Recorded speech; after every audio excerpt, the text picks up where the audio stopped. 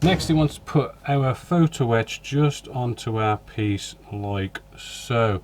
Now there is lots and lots of different ways of doing gluing, loads and loads, you know, but I'm just going to show you a couple. I'm going to start off with super glue. Super glue, not exactly the main one. I mean, actually, when it comes to photo etch, I think it's a lot down to personal preference and the situation at hand, right? Super glue is really good for the fact that if you've got small pieces, it is quite fiddly to actually glue a piece on and for it to stay there, right? Super glue, you know, you're going to sort of put the glue down, put the piece on, and it's going to glue straight away, and it locks it in. Kind of good for small pieces.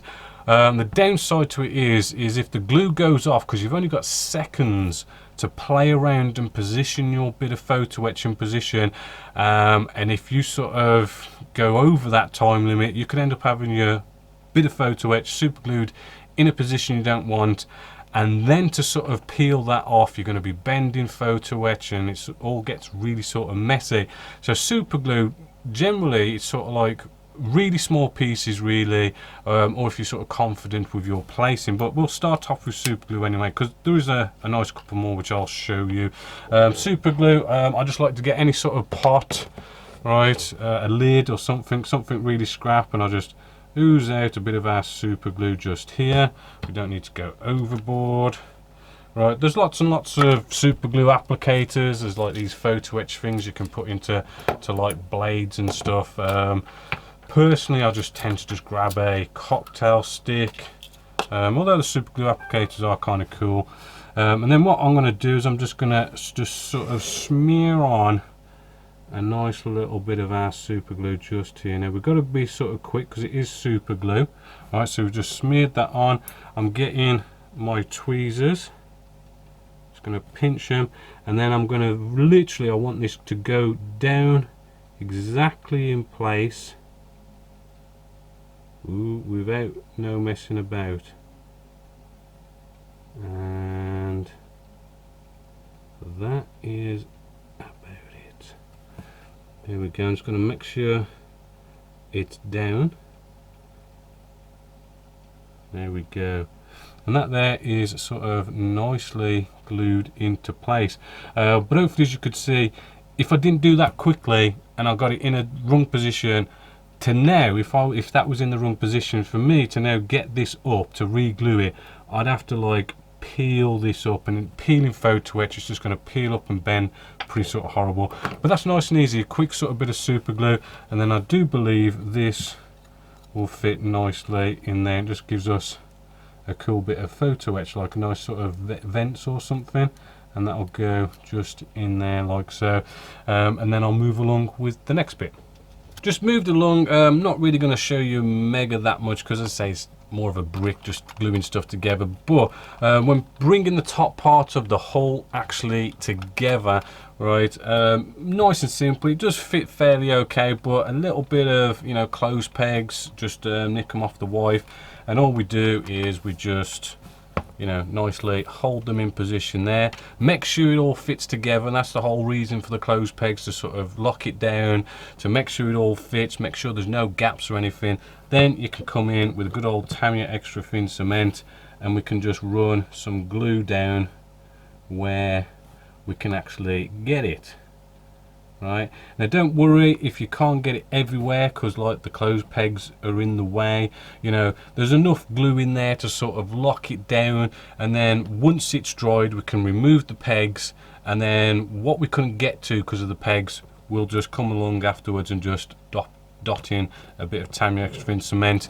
At the back here, the same, you know, I've got a peg there. Now here it's really actually hard to get anything to push this, because I mean basically we need force pinching like right there to get it down. Sadly we couldn't get any pegs or anything on there, so what I basically did was just sort of actually hold it with my fingers for, like, you know, I don't know, like a minute or something. It was one of those sort of, you have to sort of hold it there and sort of pinch it down until it sort of goes dry enough, which is where, you know, Tamiya extra thin cement quick setting is a good one to buy because, you know, it sets a lot sort of quicker. It sort of locks it and bites it down a lot quicker, rather than using their older version, which, you know, takes a little bit longer to dry. You can, if you really sort of wanted to, maybe, I don't know, get a bit of masking tape out if you wanted to go down that route. Sometimes I have done that, where you just get a bit of masking tape, right, and you just sort of maybe then pinch it and then wrap that around, right. You have got to be careful though, because if you do get, you know, a bit of Tamiya's thin cement and sort of bring it too close to the masking tape, and the Tamiya's thin cement can actually sort of run into the masking tape, and then it'll just run in and across, and then you'll have a nasty sort of mark. So you need to sort of, if you do that, sort of glue it maybe down here and across here, but sort of stay away from that masking tape. But that's all glued into place, and I did that off camera. As I mentioned at the front here, I actually haven't glued where those pegs were, right, so I can quickly just do that now. As you can see, I mean, it's all locked down anyway, and once the pegs are removed you can get those areas you can get to. Then we have these sort of little panels just here. Little, shall we say, slight fit issue.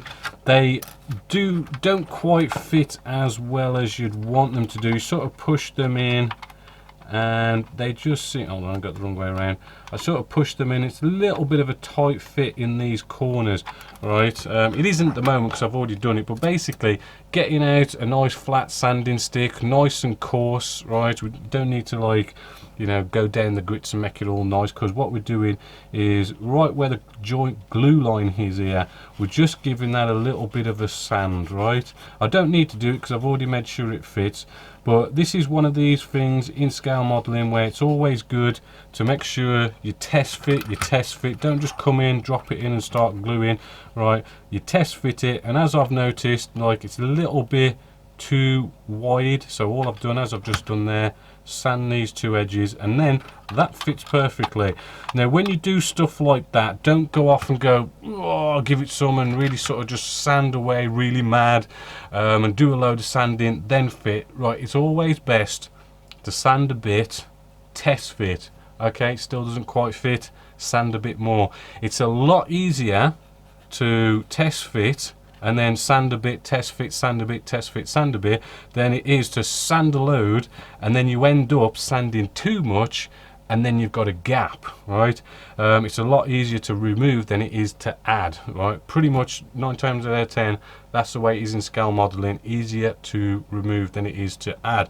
So do sand lightly and test fit. If you have to add, you're doing stuff like getting plastic card out, styrene plastic, all that stuff, then you're going to have to glue it on a little strip, like probably on the corner there and on a corner there, nice thin bit, then you've got to like resand it, and it's a nightmare and it doesn't look as good.